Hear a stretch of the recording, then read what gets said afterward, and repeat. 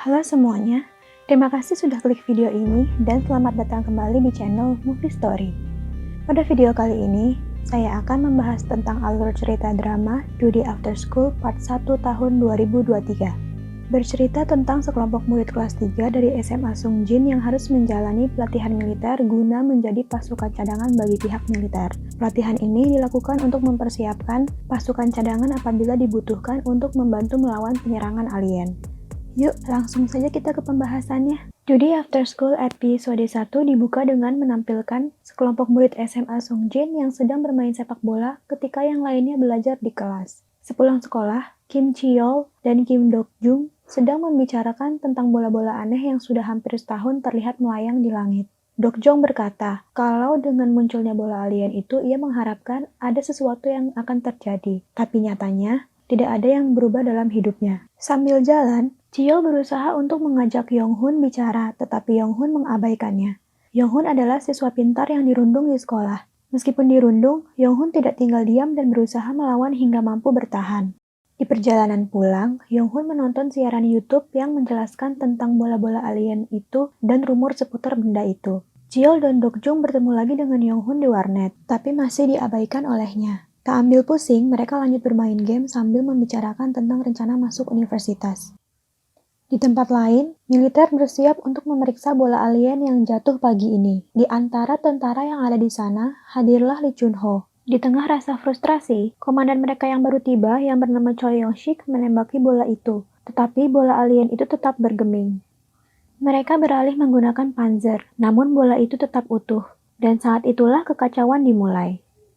4 minggu kemudian, di hari pembagian rapor, diperlihatkan kembali aktivitas biasa di SMA Sungjin. Mari kenalan satu-satu dengan penghuni kelas 32. Ini adalah Inara, gadis pendiam yang ditaksir oleh Cheol. Sedangkan ini adalah Wang Taeman, badutnya kelas 32 dan merupakan bom bau berjalan. Saking jarangnya dia mandi, tapi rajin banget kentut. Ada juga Yeon Bora yang kurang ajar. Dia senang menjadikan No Esol sebagai pesuruh yang bisa dimintai untuk melakukan apapun keinginannya. Lalu ada lagi Kwon Il-ha, antagonis yang suka merundung Yonghun tiap ada kesempatan. Perkenalannya sampai di situ dulu. Mari lanjut ke ceritanya. Wali kelas yang bernama Park Eun-yong membagikan kartu penilaian kepada masing-masing anak sebelum ia keluar karena dipanggil untuk meninggalkan kelas. Tak berapa lama, Eun-yong kembali dan memberitahukan kepada para murid bahwa ujian masuk universitas telah dibatalkan. Informasi ini menuai beragam reaksi. Para murid berprestasi terlihat bingung dan khawatir sementara yang lainnya terlihat senang dan lega.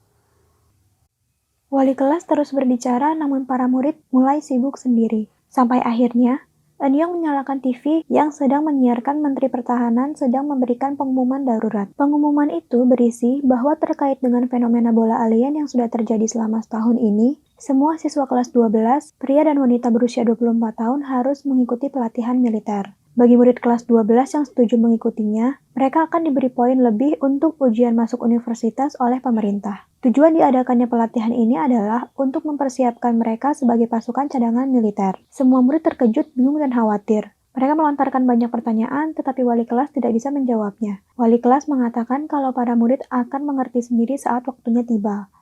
Wali kelas kemudian menyerahkan formulir untuk ditandatangani oleh orang tua murid lalu keluar dari kelas. Setelah wali kelas keluar, perkelahian terjadi antara Yonghun dan Il-ha. Cheol mencoba untuk memeriksa keadaan Yonghun, tetapi Yonghun malah mendorongnya agar menjauh. Sementara itu, militer mulai berdatangan untuk melakukan persiapan. Para murid membawa pulang formulir persetujuan dan mayoritas orang tua setuju anaknya mengikuti pelatihan. Para murid mengikuti pelatihan dengan beragam alasan. Ada yang karena tuntutan orang tua, sebagian karena poin tambahan yang dijanjikan, dan yang lainnya hanya karena bosan. Esok harinya, mereka tiba dan dikenalkan dengan Letnan Lee Chun-ho yang akan bertugas menjadi komandan peleton untuk kelas 32. Lee Chun-ho mengatakan kalau pelatihan mereka akan dilakukan setelah kelas reguler selesai. Ia menunjuk ketua kelas yang bernama Kim Yoo-jong sebagai tamtama senior. Kemudian, Lee Chun-ho awalnya meminta Yonghun untuk menjadi seksi dokumentasi, yang bertanggung jawab membuat pesan video untuk keluarga masing-masing. Tetapi, karena Yonghun menolak, Lee Chun-ho meminta Cheol untuk menggantikannya. Awalnya Cheol juga menolak, tapi setuju setelah dibilang akan mendapatkan 3 poin tambahan. Setelah itu, para murid diarahkan untuk pergi ke sebuah ruangan yang telah diubah menjadi barak. Tanpa mengetahui situasi bahaya yang sedang terjadi di luar tembok sekolah, mereka masih santai bercanda dan bermain dengan sesamanya. Para siswa bertemu tentara Kim Won Bin di barak mereka, dan Lee Chun Ho memerintahkan untuk berkumpul di lapangan dalam 30 menit untuk pembagian senjata api. Sementara itu, di barak siswi mereka bertemu dengan So Ja-yun yang memerintahkan untuk menyingkirkan barang bawaan yang tidak penting seperti make up, boneka, pengeriting rambut, dan lilin aromaterapi. Saat itulah, Park So-yoon dan Hong Joon-hee mulai berpikir untuk menarik formulir persetujuan mereka. Ketika semua murid sudah berkumpul di lapangan, Chiyol membujuk Yong-hun untuk menjadi seksi dokumentasi. Chiyol berkata kalau dirinya tidak membutuhkan poin tambahan, sedangkan Yong-hun membutuhkan poin itu untuk ujian masuk universitas. Sebelum Yong-hun sempat menjawab, mereka berdua diinterupsi oleh Ilha yang menyuruh Chiyol untuk tetap menjadi seksi dokumentasi. Para tentara kemudian membagikan senjata api kepada murid-murid, sementara para murid bertanya mengapa mereka diberikan senjata. Dalam waktu 5 detik setelah mereka menerima senjata masing-masing, sebagian murid merasa antusias dan mencoba terlihat keren dengan bermain-main seperti yang sering mereka lakukan di game. Won Bin datang untuk menghentikan kegaduhan, tetapi para murid tak ambil pusing dengan kehadirannya. Sampai Lee Chun Ho datang dan menghentikan mereka. Ia memberikan penjelasan bahwa ketika perang pecah, satu-satunya hal yang dapat menyelamatkan mereka adalah senjata masing-masing. Lee Chun Ho marah karena para siswa bermain-main dengan senjata api mereka. Lee Chun Ho lalu memerintahkan mereka untuk mulai menjalani pelatihan, dimulai dari berlari bolak-balik sampai murid-murid kelelahan. Di barak masing-masing, para murid mulai mengeluh betapa beratnya latihan yang harus mereka jalani dan mempertanyakan nasib mereka.